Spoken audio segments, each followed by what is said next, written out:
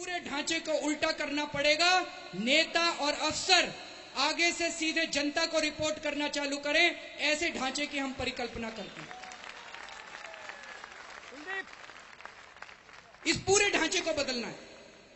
हम अंदर इसलिए नहीं जा रहे कोयला बांटने के लिए नहीं जा रहे, हम अंदर 2G स्पेक्ट्रम बांटने के लिए नहीं जा रहे, हम अंदर आयरन ओर की खदानें बांटने के लिए नहीं जा रहे। ये खदानें कैसे बटेंगी और ये कोयला कैसे बटेगा, ये तय करने वाली जनता होनी चाहिए। नियम बदलने के लिए हम अंदर जा रहे हैं।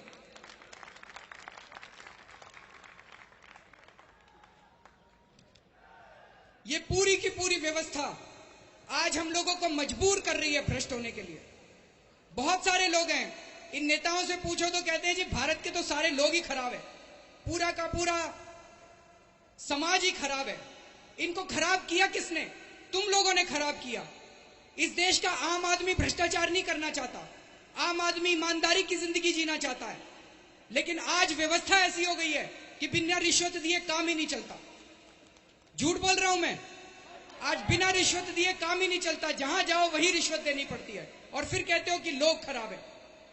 मेरा एक दोस्त है, 10 साल पहले हम लोगों ने परिवर्तन चालू किया था, एक छोटी सी संस्था चालू की थी। 10 साल से वो हर साल हमें डोनेशन देता है। वो दवाइयों का धंधा करता है, दवाइयों का बिजनेस करता है, दिल्ली के सरकारी अस्पतालों में दवाइयां सप्लाई करता है। वो कहता है कि मैं सुबह सो के उठता हूं और रात तक मेरी जिंदगी में सुबह से शाम तक मैं केवल रिश्वत ही देता रहता हूं। जिस अस्पताल में जाता हूं वो कहते हैं जी दवाइयां नहीं चाहिए, बिल दे दो, आधा तुम रख लो आधा हम रख लेते हैं। वो कहता है मैं आपको डोनेशन इसलिए दे रहा हूं कि मैं चाहता हूं कि ये व्यवस्था बदले। मैं अस्पतालों में बिल नहीं देना चाहता, मैं अस्पतालों में दवाइयां देना चाहता हूं, लेकिन मजबूरी में मेरे को बिल देने पड़ रहा है। अभी मेरे को पीछे कुछ लोग मिले, कहते जी हम सारे इंडस्ट्री वालों ने मिलकर इंडस्ट्रीज अगेंस्ट करप्शन बनाया है, उद्योगपति भ्रष्टाचार के खिलाफ। हम लोगों को लगता है सारे उद्योगपति चोर हैं। सारे उद्योगपति चोर नहीं है, कुछ ये बड़े बड़े घराने चोर हैं जिन्होंने सारे उद्योगपतियों को बर्बाद करके रख दिया। उद्योगपति भी ईमानदारी से उद्योग करना चाहते हैं, व्यवसाय करने वाले भी व्यवसाय ईमानदारी से करना चाहते हैं, दुकान चलाने वाला भी ईमानदारी से दुकान चलाना चाहता है, लेकिन उनके पास मजबूरी है, उनको मजबूरी के अंदर रिश्वत देनी पड़ती है। अगर अच्छी व्यवस्था होगी तो ये सब लोग ईमानदारी से काम करने के लिए तैयार हैं। इस भारत के लोग बहुत अच्छे हैं, आम आदमी बहुत अच्छा है, आम औरत बहुत अच्छी है। We are first class citizens but we are victims of a third class governance. हम एक बहुत ही गंदी सड़ी गली व्यवस्था का शिकार हैं और इसी व्यवस्था को हम लोगों को बदलना है।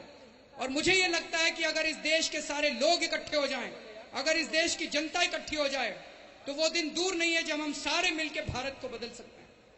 आज 65 साल के बाद भी भारत में इतनी भुखमरी है।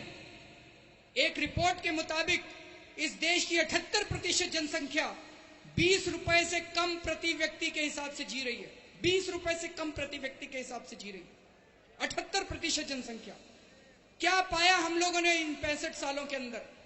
लेकिन मुझे यह लगता है, हो सकता है कुछ लोग इसको गलत माने, लेकिन मुझे यह लगता है कि अगर आम आदमी की सरकार बनती है और इस देश की सारी जनता इसको बदलने में लग जाती है, तो जैसे आज एक दिन के अंदर आम आदमी के 300 जगह दफ्तर खुल गए, ऐसे अगर इस देश की सारी जनता लग जाएगी तो मुझे लगता है 5 साल के अंदर हम इस देश से गरीबी और भुखमरी को दूर कर सकते हैं।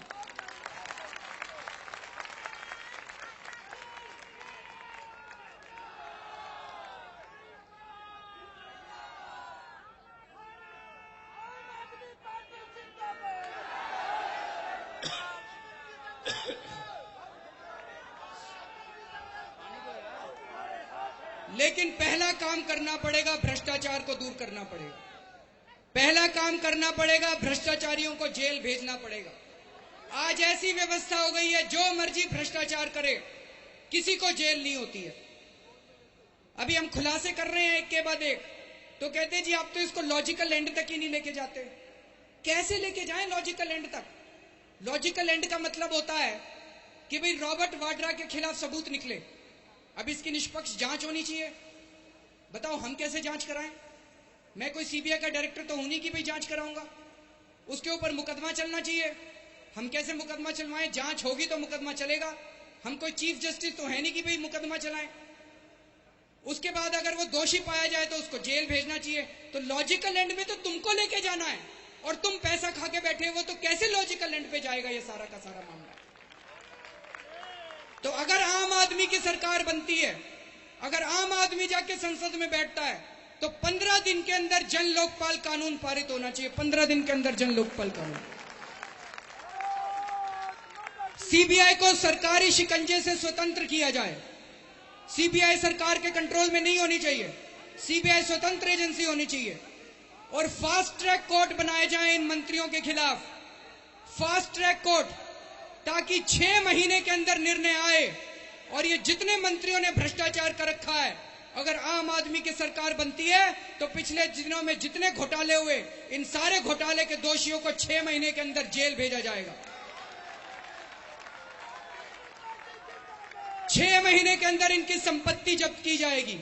6 महीने के अंदर इनको नौकरी से बर्खास्त किया जाएगा, जिस आदमी ने भ्रष्टाचार कर रखा है। किन किन लोगों ने भ्रष्टाचार कर रखा आपके हिसाब से? चिदंबरम, शरद पवार, कमलनाथ, प्रफुल्ल पटेल, वीरभद्र सिंह, कपिल सिब्बल, सलमान खुर्शीद, सुशील कुमार शिंदे, नितिन गडकरी, प्रेम कुमार धूमल, मुलायम सिंह यादव, मायावती, नवीन पटनायक, प्रकाश सिंह बादल, जयललिता, करुणानिधि। बहुत लंबी लिस्ट है, बहुत लंबी लिस्ट है, बहुत बड़ी एजेंसी बनानी पड़ेगी एक। लेकिन जो भी हो, 6 महीने के अंदर जांच पूरी होके, 6 महीने के अंदर मुकदमे पूरे होके जो दोषी पाए जाएंगे, अगर आम आदमी की सरकार बनती है, और आम आदमी की सरकार तो बनेगी ही बनेगी, तो ये लोग सोच लें, इनके दिन नपे तुले दिन है। अब 6 महीने के अंदर दोषी लोगों को, भ्रष्टाचारी लोगों को जेल भेजा जाएगा, इनकी संपत्ति जब्त की जाएगी और इनको नौकरी से बर्खास्त किया जाएगा। साथियों, सबसे ज्यादा शर्मनाक बात हुई है, आज सुबह हम लोगों ने देखा सुरेंद्र सिंह जी आए थे हमारे बीच में। कमांडो हैं ये। 26 नवंबर 2008 को इन्होंने अपनी जान दांव पे लगा के हैंड ग्रेनेड बर्दाश्त किया, गोलियां खाई और 2 आतंकवादियों को इन्होंने मारा, घायल अवस्था में 2 आतंकवादियों को मारा। और आज हमारे इस सिपाही को अपनी पेंशन और अपने मेडिकल बेनिफिट्स लेने के लिए दर दर की ठोकरें खानी पड़ रही है। ये आजाद भारत है? कैसी आजादी है ये? तो हमारा ये मानना है कि किसी भी जवान को इस तरह से दर दर की ठोकरें खानी नहीं पड़ेंगी। और भी कई सिपाहियों से मैं बात कर रहा था, अगर कोई सिपाही शहीद हो जाता है तो मुझे बताया गया कि सारा कुल मिला मिलू के उसको 20 से 25 लाख रुपए मिलते हैं केवल। अगर 100 रन बना के कोई क्रिकेटर हमारे देश में आता तो 1 करोड़ रुपए, 2 करोड़ रुपए, 3 करोड़ रुपए देते हैं। मैं ये नहीं कह रहा कि उनको मत दो, जो देना है दो, लेकिन जो आदमी अपने देश के लिए शहादत कर देता है, उसके परिवार को तो कम से कम अपना पूरी जिंदगी बसर कर ले, इतना पैसा तो दे दो। उनको तो कम से कम हम 1 करोड़ रुपए दे सकते हैं, 2 करोड़ रुपए दे सकते हैं, जो अपनी जान दांव पे लगाते हैं। मुझे बताया गया कि ये सारे सिपाही बेचारे 1 रैंक 1 पेंशन इसके लिए लड़ रहे हैं। इसका मतलब ये हुआ कि कोई आज अगर हवलदार था और रिटायर हो गया, और 15 साल के बाद जो हवलदार की तनख्वाह है, अगर उसकी तनख्वाह बढ़ती है आज के हवलदार की, तो जो रिटायर हुआ उसकी भी तो उसके हिसाब से पेंशन बढ़नी चाहिए। बढ़नी चाहिए कि नहीं बढ़नी चाहिए? तो 1 रैंक 1 पेंशन तो होनी चाहिए। लेकिन उन लोगों ने हमें बताया कि सरकार ने मान तो लिया है, लेकिन उसको इंप्लीमेंट नहीं कर रही है, लागू नहीं कर रही है। तो ये चाहते हैं कि लोग इनके धक्के खाते रहें, इनको वोट बैंक की तरह इस्तेमाल करते रहे लोगों को। तो इस देश के अंदर किसान और इस देश के अंदर जवान दोनों की बुरी हालत है। और हमें जो लाल बहादुर शास्त्री जी ने नारा दिया था, क्या नारा दिया था? जय जवान जय जवान, जय जवान। हमें अपने जवानों और किसानों की महंगाई, ये सारी बहनें हैं। अभी पंकज भाई एक झुग्गी बस्ती में गए थे, वहां पे एक महिला से पूछा कि बहन जी सबसे बड़ी समस्या क्या है आजकल आपकी? तो कहते हैं जी महंगाई, अब बर्दाश्त नहीं होता, बच्चे पालने बहुत मुश्किल हो गए। तो उन्होंने पूछा कि क्यों है महंगाई, आप अपने विधायक के पास नहीं गए? तो कहते बेचारा विधायक क्या करेगा, विधायक तो बेचारा, उसका महंगाई पे क्या कंट्रोल है, महंगाई तो अपने आप ही होती है। तो उसने कहा शीला दीक्षित से मिलने नहीं गए? तो कहते वो भी बेचारी क्या करेगा, महंगाई तो अपने आप ही होती है। आधे से ज्यादा लोग ये मानते हैं महंगाई अपने आप ही होती है। महंगाई अपने आप नहीं होती है, महंगाई कर रखी है इन लोगों ने। भ्रष्टाचार सबसे बड़ा कारण है महंगाई का, भ्रष्टाचार की वजह से महंगाई हो रही है। अभी गैस के दाम बढ़ा रहे हैं लोग, 6-6 सिलेंडर कर दिए इन लोगों ने। क्यों बढ़ा रहे हैं गैस के दाम?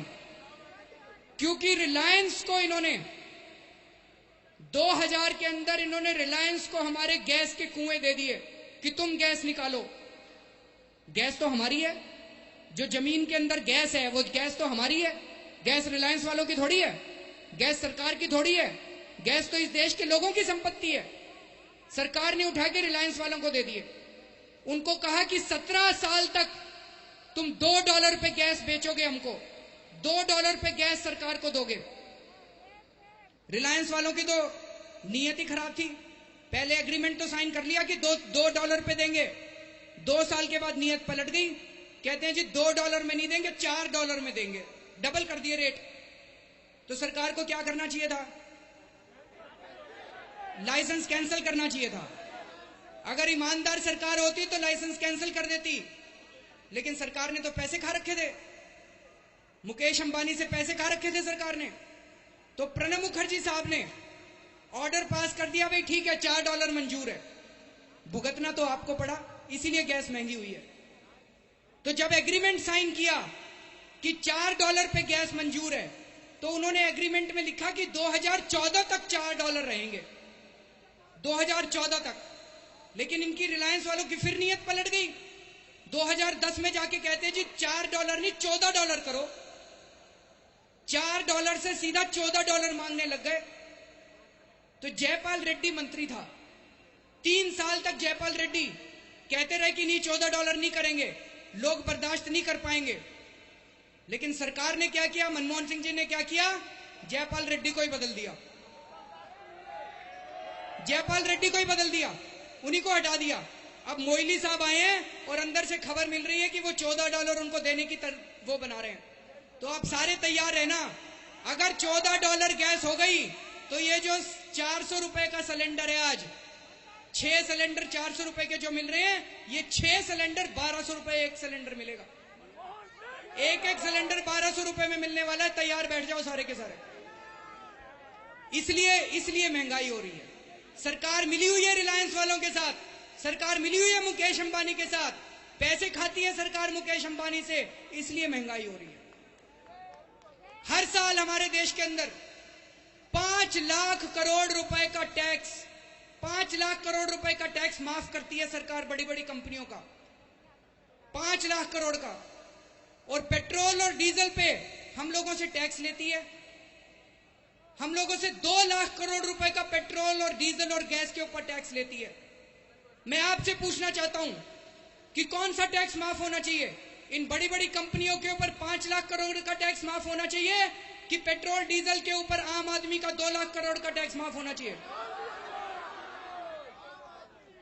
पूरे देश में वोटिंग करा लो, वोटिंग में रेफरेंडम में एक ही बात निकलेगी, आम आदमी का टैक्स माफ करो और इन बड़ी बड़ी कंपनियों से टैक्स लो। लेकिन जब हमारे वित्त मंत्री को निर्णय लेना पड़ता है, तो वित्त मंत्री तो इन कंपनियों से पैसे खा जाते हैं और पैसे खा के इनके 5 लाख करोड़ का टैक्स माफ कर देते हैं और आपके ऊपर 2 लाख करोड़ का टैक्स लगा देते हैं।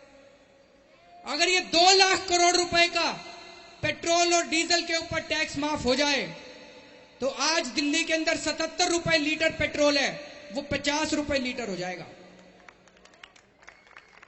डीजल जो 50 रुपए का मिल रहा है, वो 40 रुपए का हो जाएगा।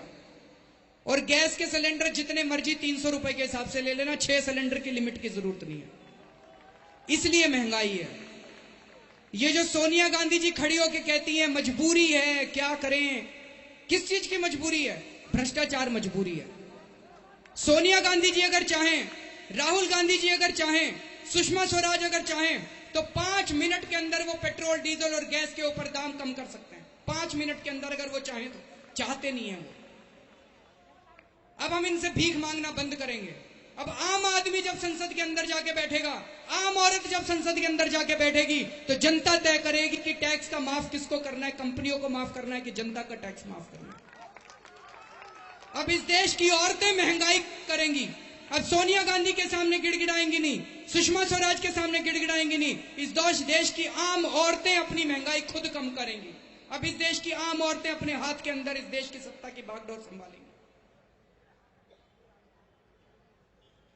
जब हम ये कहते हैं तो कई लोग, जब से हमने ये रिलायंस का खुलासा किया, रॉबर्ट वाड्रा का खुलासा किया, डीएलएफ का खुलासा किया, तो कुछ लोगों ने कहना चालू किया आप तो कंपनियों के खिलाफ हो।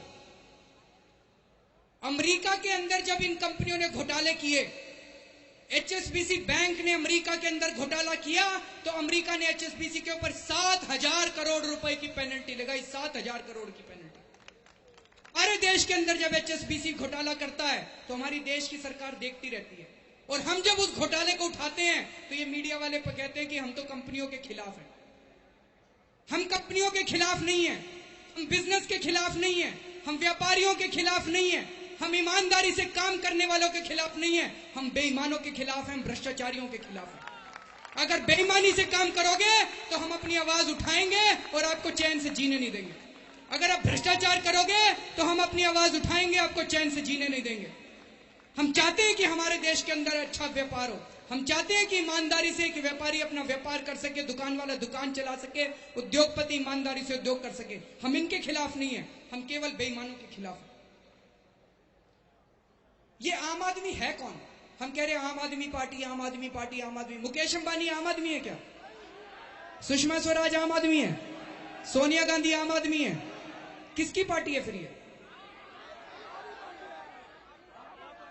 आम आदमी वो है रोज सुबह उठता है, दफ्तर के लिए या दुकान के लिए निकलता है, गिरता पिटता मरता सारा दिन मेहनत करता है और शाम को घर लौटता है। अपने बच्चे का एडमिशन करवाने के लिए, नर्सरी में एडमिशन करवाने के लिए उसको 50,000 रुपए की डोनेशन देनी पड़ती है। अगर कोई घर में बीमार हो जाए तो पूरी जिंदगी की जमा पूंजी खर्च हो जाती है। बड़े बड़े 5 स्टार अस्पताल खुल गए, इनके अंदर घुसते ही वो 40,000 रुपए रखवा लेते हैं, और बड़ा ऑपरेशन हो जाए तो सारी जिंदगी की कमाई खत्म हो जाती है। एक किसान बेचारा जो है उसको अपनी फसलों के पूरे दाम तक नहीं मिलते हैं। एक जमीन उसके पास है, वो जमीन भी सरकार छीन रही है। ये है आम आदमी। आम आदमी क्या चाह रहा है? आम औरत क्या चाहती है इस देश के अंदर? कि ईमानदारी से अपना धंधा कर सके, अपने बच्चों को पढ़ा सके, और अगर कोई बीमार हो जाए तो उसका इलाज करा सके, पानी मिले, बिजली मिले, सड़कें मिले। यही तो चाह रही है एक आम आदमी और एक औरत। कोई ज्यादा चाह रहे हैं हम लोग? हमारी कोई ज्यादा सपने हैं? मुकेश अंबानी ने तो पता नहीं कितने 1,000 करोड़ रुपए का एक बंगला बनवा रखा, वो भी एक बहुत बड़ा घोटाला है। वक्फ की जमीन के ऊपर, वक्फ की जमीन कौन सी होती है मुसलमान भाई समझेंगे। वक्फ की जमीन, उसके ऊपर अनाथालय बनना था, अनाथ बच्चों का आश्रम बनना था, उसके ऊपर वो जमीन उसने भ्रष्टाचार से, सरकार से लेके उसके ऊपर इतना बड़ा 4,000 करोड़ रुपए का बंगला बनाया। हमारी इतनी बड़ी बड़ी वो नहीं है इच्छाएं, हमारी छोटी छोटी इच्छाएं, लेकिन वो भी सरकार 65 साल के अंदर पूरा नहीं कर पा रही है। अब हम इनसे मांगना बंद करेंगे। अब संसद के अंदर जाके आम आदमी बैठेगा और आम आदमी अपनी इच्छाएं पूरी करेगा। आम आदमी शिक्षा व्यवस्था संभालेगा, आम आदमी स्वास्थ्य व्यवस्थाएं संभालेगा। स्कूलों को इतना बढ़िया बना दो, सरकारी स्कूलों को इतना बढ़िया बना दो, सरकारी स्कूलों को प्राइवेट स्कूलों की तरह इतना बढ़िया बना दो कि हमें प्राइवेट स्कूलों के अंदर जाने की जरूरत ही ना पड़े। अमीर हो चाहे गरीब आदमी हो, वो सरकारी स्कूलों में अपने बच्चों को भेज सके, फ्री में शिक्षा हो। अगर कोई राज्य, कोई देश अपने बच्चों को फ्री में शिक्षा नहीं दे सकता ढंग की, अगर कोई देश अपने लोगों को फ्री में चिकित्सा सेवा नहीं दे सकता अच्छी, तो लानत है ऐसे देश के ऊपर, ऐसी सरकारों के ऊपर।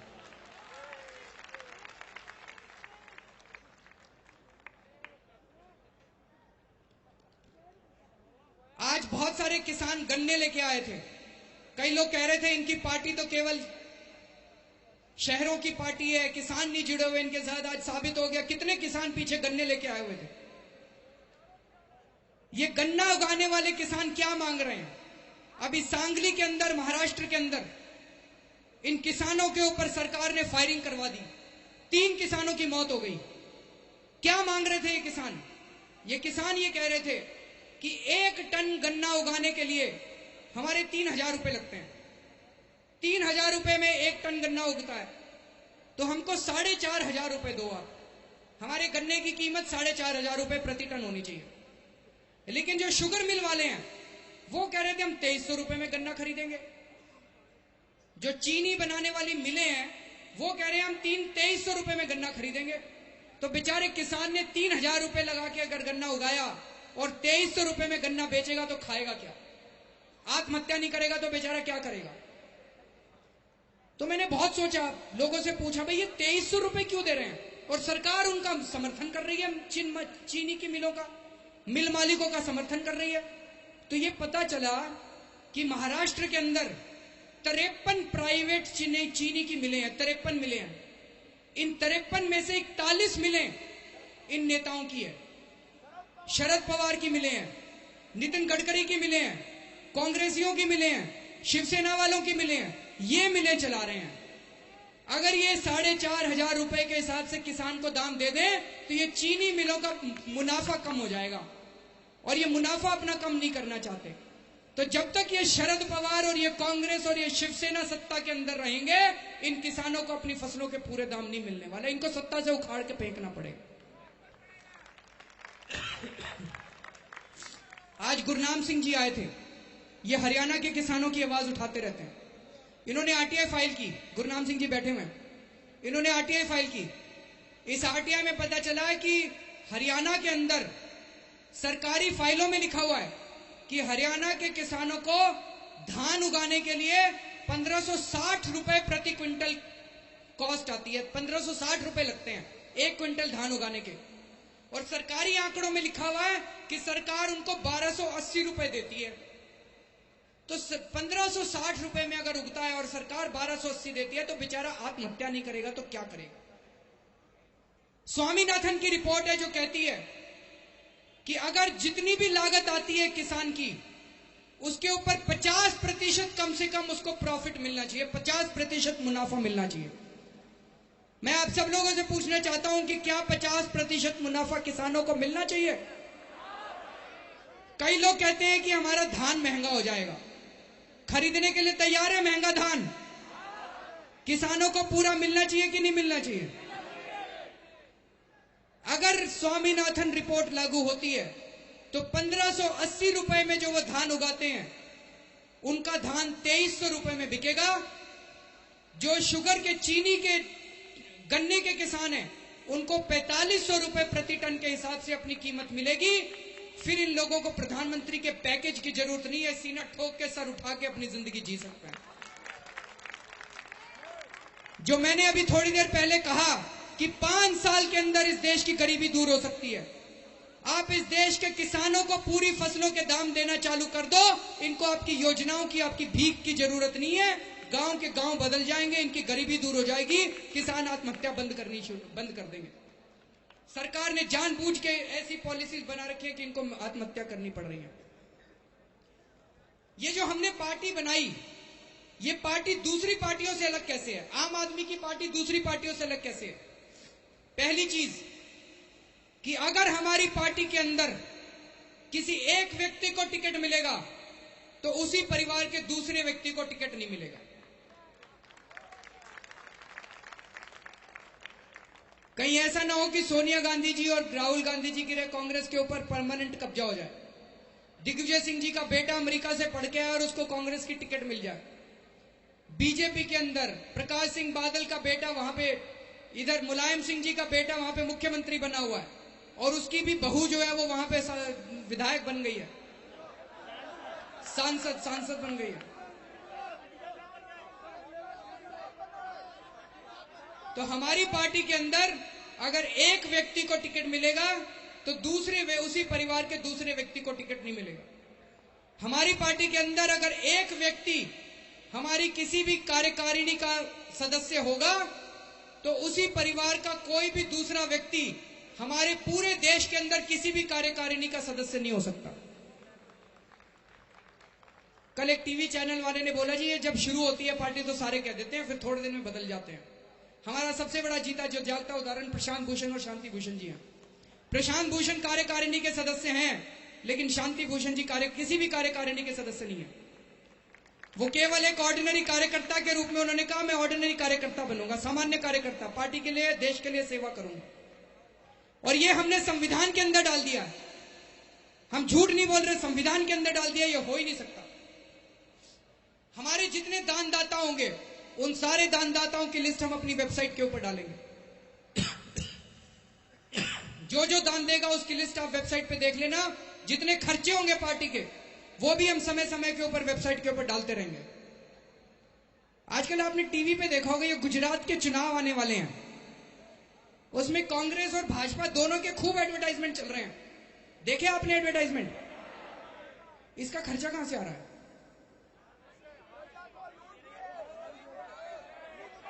सारे चैनलों के ऊपर आप 10 मिनट कोई चैनल देख लो, 3-3 बार एडवर्टाइजमेंट आ रहे हैं, 3-3 बार एडवर्टाइजमेंट।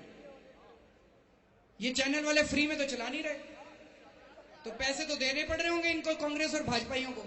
तो आज हम कांग्रेस और भाजपा वालों से मांग करते हैं इस मंच से कि जैसे हम अपने सारे अकाउंट्स पारदर्शी करने के लिए तैयार हैं, अगर तुम्हारे में हिम्मत है तो तुम भी बताओ कि गुजरात के लिए तुम लोगों ने किस किस चैनल को कितने कितने पैसे दिए एडवर्टाइजमेंट करने के लिए, और वो पैसे कहां से आए।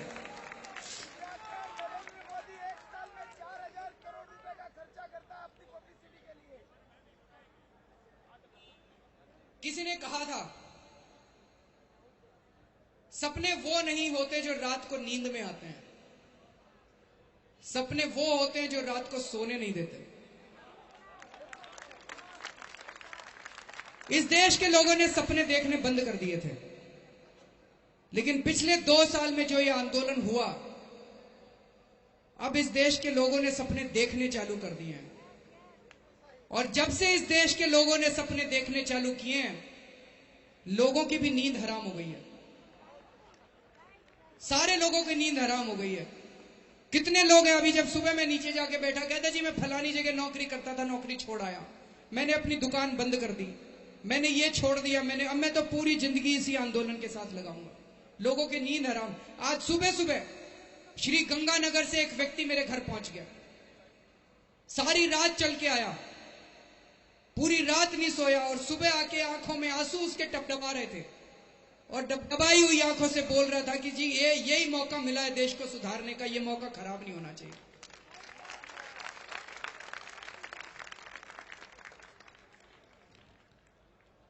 अभी जब हम लोगों ने ये स्विस बैंक के अकाउंट निकाले थे, मैं भी पहले इनकम टैक्स डिपार्टमेंट में था, तो इनकम टैक्स डिपार्टमेंट कई लोगों को जानता हूं अंदर।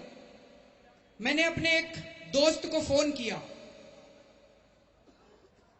मेरे को पता चला कि ये स्विस बैंकों के खातों की जानकारी उसके पास है, तो मैंने उसको फोन किया। 20 साल के बाद मैंने उसको फोन किया था।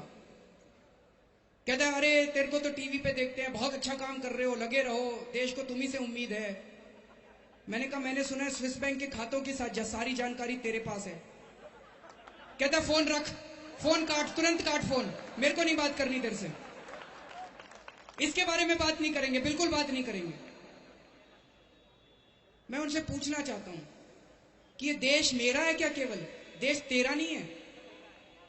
केवल मेरे बच्चे यहां जीते हैं क्या? तेरे बच्चे तो जैसे जीते ही नहीं है यहां पे।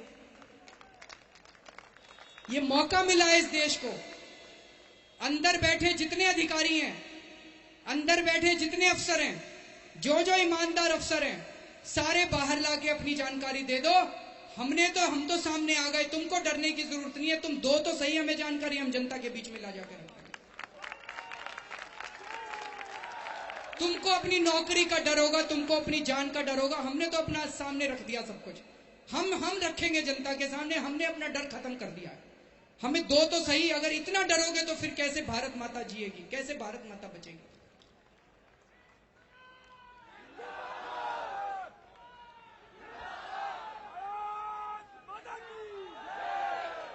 कई लोग पूछते हैं बार बार, कैसे चुनाव लड़ोगे, कैसे चुनाव लड़ोगे। आज तो मुझे लगता है इनको पता चल गया होगा कि कैसे चुनाव लड़ेंगे।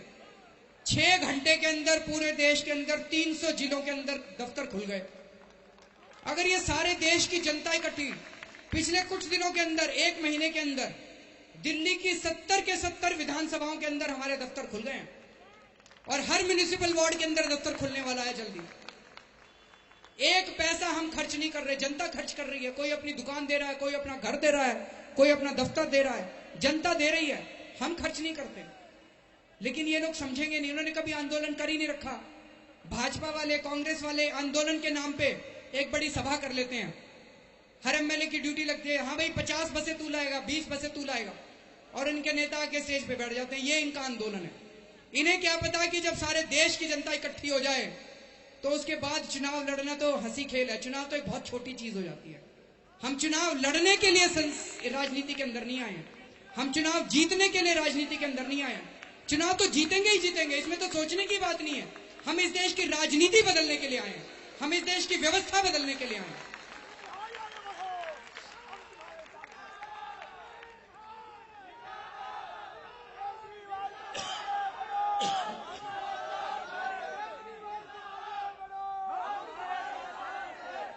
और जब सारी जनता इकट्ठी हो जाती है, जब सारी जनता साथ देती है, जब सारी जनता अपने हाथ में ले लेती है, तो फिर भगवान साथ देता है। और जब भगवान साथ देता है तो इन लोगों की तो औकात ही बहुत छोटी सी है, फिर कोई नहीं हरा सकता।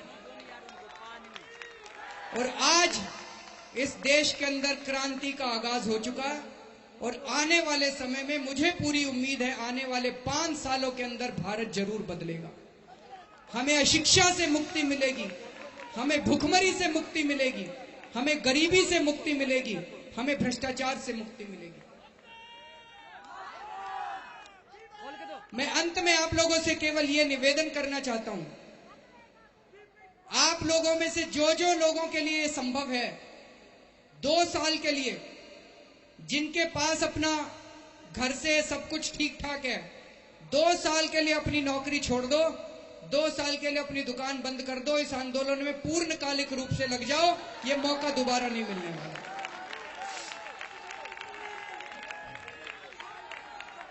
और मेरी सबसे बड़ी विनती मां, बहनों, बेटियों से है, जिस दिन माएं और बहनें लग गई और घर घर जाके उन्होंने कहना चालू कर दिया, मुझे लगता है कोई नहीं बचा सकता इन लोगों को हारने से और हमारे देश को बदलने से।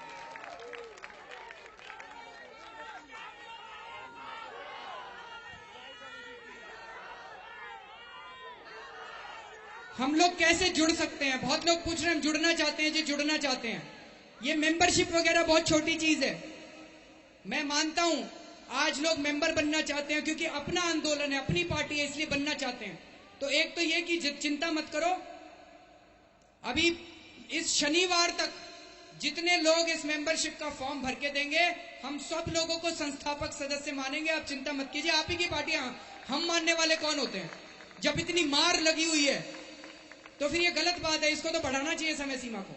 तो कल का समय दे देना, जितने फॉर्म आ जाए हैं उसको थोड़ा दफ्तर में ठीक ठाक कर लेंगे।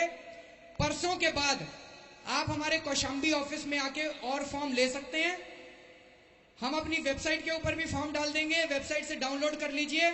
लेकिन 10 रुपए की फीस है, तो वो पोस्टल ऑर्डर लगा के भेज दीजिएगा।